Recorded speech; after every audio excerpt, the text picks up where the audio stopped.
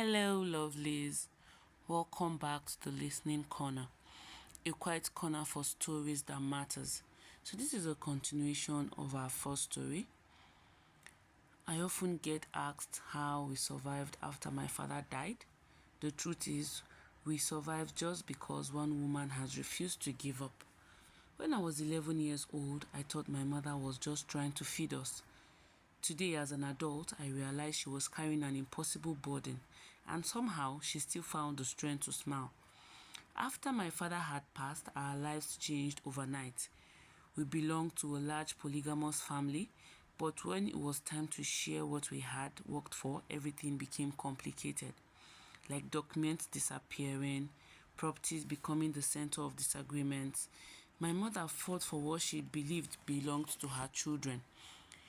My mother fought alone. She had married very young. She had very little formal education. And she didn't have any powerful people standing behind her. The only thing she had was determination. One day, my mother stopped fighting over what she had lost. She decided, it was time to fight for my children's future. She began looking for school contracts where she could supply uniforms and textbooks. She also went to factories like Grand Cereals to get business deals where she could supply either maize or millet, whatever it is that they needed, anything at all that could put food on her table. Eventually, she opened a small restaurant where we sold food and drinks. It wasn't luxurious, but it was hope. Another opportunity opened up for her in the railway corporations for her to manage their kitchen. None of us was too important to help. My older brother took over the train's kitchen. School ended for some of them, and work began. Years later, it was time for me to register for my WAEC examination. There wasn't enough money, so my mother had to sell her bed, placed her mattress on the floor, on the bare floor, and that's where she slept. My mother had knee pain, but she never for once complained. She simply wanted me to be in school.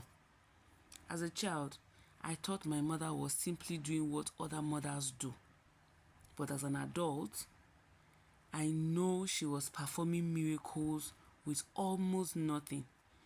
Every achievement I celebrate today belongs to her. Thank you, dear mother. Though she's no longer here to hear these words, but if memories can speak, then I hope mine do. Every sacrifice you made lives on in the lives of your children. Thank you for choosing us every single day. I hope I make you proud. If you're listening to this and there's someone whose sacrifices helped you shape your life, please don't wait. Go to them, hug them, and tell them thank you. Sometimes the people carrying us need to hear that their sacrifices mattered. Thank you for spending this moment with me at the Listening Corner. And until next time, take good care of yourself. Bye-bye.